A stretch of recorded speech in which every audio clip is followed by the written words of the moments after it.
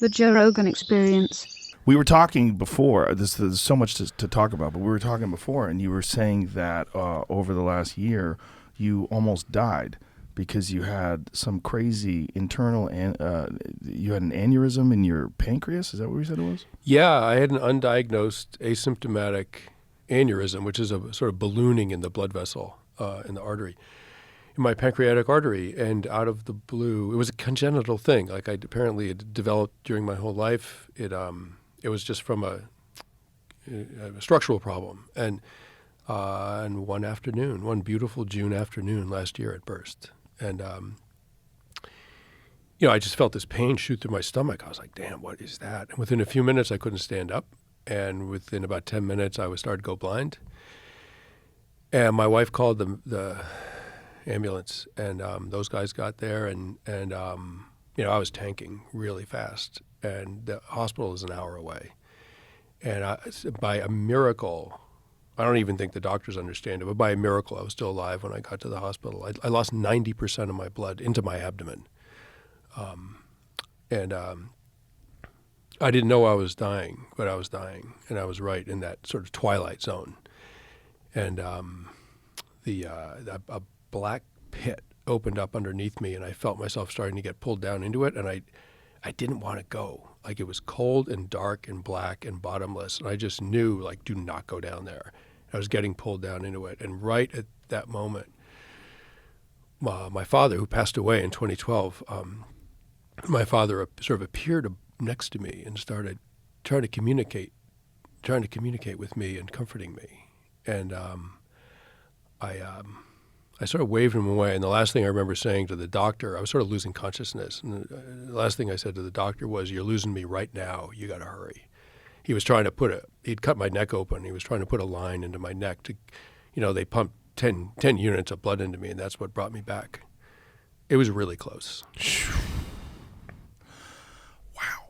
Wow. When you say you felt like you were sinking into a pit, like, were you seeing this? I mean, your perceptions are very weird because very little oxygen in the brain. I had a hemoglobin count of 1.2. If you're a doctor, you know what that is. It's almost unheard of. And so I just felt this pit underneath me, and it was pulling me into it, and I didn't want to go. And you can see a pit? Again, see/feel, your perceptions are very weird when you're like that. And then my father also was sort of floating above me. He was a presence. I don't know if seeing him is quite the word. It's another perception. Wow. Yeah. So coming out of that, once you regained your health, you must have had an incredible newfound appreciation for all the people in your life and just everything. It was a long path. I'm a really healthy guy. Later, the doctor said, I was a marathon runner when I was young, and I don't drink. I'm athletic, and I use my body pretty vigorously. And he said, that saved your life. Like, you didn't have a heart attack. Like, you owe your life to that. And, oh, wow. But the next morning, I didn't know that I'd almost died. I had no idea. I have two little girls. I have a 4-year-old and a 1.5-year-old, and they're the most precious things to me. I can't even describe it, obviously. And the fact that they almost lost their dad was just devastating when the ICU nurse came in and said, "How are you doing, Mr. Junger? You're one lucky guy. You almost died yesterday." I had no idea. And then she came back an hour later, and she said, "How are you doing?" And I said, physically, I was throwing up blood. I was not doing very well physically, but I said I was. I said, "But I'm really struggling with what you told me, and it's really terrifying. I didn't know."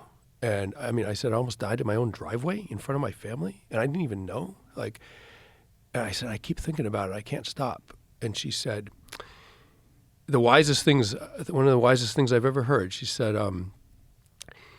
"Stop thinking of that moment as scary and start thinking of it as sacred." And she didn't elaborate. She didn't need to. And the next 5 days in the ICU, I thought about the word sacred and what the experience was now giving me access to. And, not to sound sort of like trite, but life is a friggin' miracle. And, I'm not religious, whatever. I don't think few of us, I certainly didn't quite understand what a miracle it is that we're alive, that we exist, that we draw breath, that we can think about ourselves, that we're here for even one day is a freaking miracle. And you can forget that because your life gets busy. And all of a sudden, I feel like life was sort of returned to me, meaning that I understood how sacred it is. And again, I'm an atheist. I don't mean sacred in a religious sense. I mean in the sense that it has a profound value, and you mustn't forget. It's so easy to lose sight of that when you're caught up in your bills or traffic or your bullshit, and Yeah. there's so much of life that is essential in order for you to just keep on existing in society, but not really important. Yeah, and we're humans. We're wired to react to things. Someone pisses you off, or you're tired, or whatever. It's not that we shouldn't have those reactions. Those reactions also keep us alive. I mean, Right. Our emotional and physical reactions are adaptive, and they protect us, right?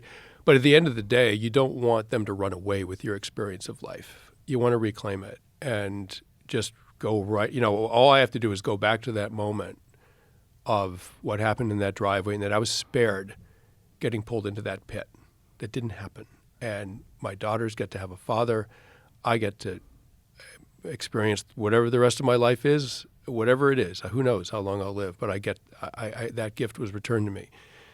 And I don't even know who to say thank you to, other than I've started giving blood. 10 people donated blood and saved my life. I'll never know who they are. And that, it makes you part of this sort of web of life in a way that it's, when I gave blood for the first time, like after this happened, I gave blood, and it made me feel so good. And now I can't wait to do it again. Like I'm part of something bigger, and that's one of the most profound human joys, is to be part of something greater than yourself. So this experience, how long did it take you before you were fully recovered? Well, I had a gallon of blood in my abdomen, and A gallon? Well, whatever the amount of blood in your How do body they get is, it out? something like that. They can't. It's a hematoma, and my body had to gradually reabsorb it. Whoa. So that takes months, and now I'm left with this sort of psychological residue of the experience, which is I have this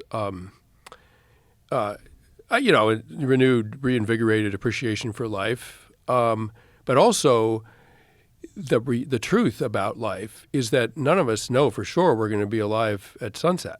We all know you can get cancer or you can die in a car accident or whatever. But really, the truth is, we're alive because the tiniest membranes in your body are not rupturing. You know what I mean? Like Right. The system that your body is like incredibly complex.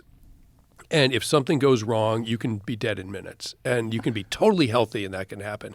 And the fact that the universe can just randomly take you out for no apparent reason, that's pretty startling news if you think about it. I didn't know it worked that way. And it can make you kind of paranoid. Did it make you paranoid? No, totally. Yeah? Every day I was like, this is gradually going away, but I realized, you don't know. You just don't know that you're going to be alive in an hour from now. And you're going running, you're reading a book to your daughter, you're whatever, having dinner with some friends. And now, I was like, an hour from now, I could be dead, or the guy I'm talking to could be dead. And none of us know, and none of us can do anything about it. And that's just what life is. We're living on a rock hurtling through the universe. We're part of the universe, and we exist at its mercy, really. Were you afterwards contemplating what that pit was and what it means to slide into that and like? I started to do a little research into the death. I want to write a book about this. I think I'm going to call it Pulse. Ooh, I like that. The thing that keeps us alive. It's a good name. And why we're alive and what happens when you die. And I've just started doing some research into this. And the visitation by dead ancestors is very common. Oh. For people. And often, there's all kinds of reasons that you might hallucinate when your brain's low on oxygen. But I didn't hallucinate anyone in my family. I hallucinated my dead father, right? And that's very, very common. And I didn't know I was dying. So it's not like I conjured him up because I knew I was headed somewhere. I was very confused, and there he was trying to comfort me. And that's a really common experience. So I looked into it. And so they have all these, release of ketamine and all, like they have all these DMT, and they have all these sort of neurochemical explanations for the subjective experience of dying for the person. And we only know this because people come back, like I do, and report what they saw, and it's usually pretty weird. But it's pretty weird in predictable ways. Like a lot of people see the dead. It's as if they show up to help. And I want to repeat, I'm an atheist. I'm not religious. I don't believe in anything. And my dad was a physicist. So I want to sort of explain what happens in ways that he would respect scientifically.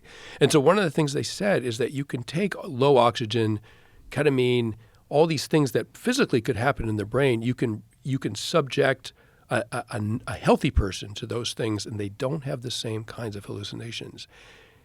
Those hallucinations are particular only to the dying. And I want to try to figure out what is going on in that weird twilight space. Catch new episodes of The Joe Rogan Experience for free only on Spotify. Watch back catalog JRE videos on Spotify, including clips. Easily, seamlessly switch between video and audio experience. On Spotify, you can listen to the JRE in the background while using other apps and can download episodes to save on data cost, all for free. Spotify is absolutely free. You don't have to have a premium account to watch new JRE episodes. You just need to search for the JRE on your Spotify app. Go to Spotify now to get this full episode of The Joe Rogan Experience.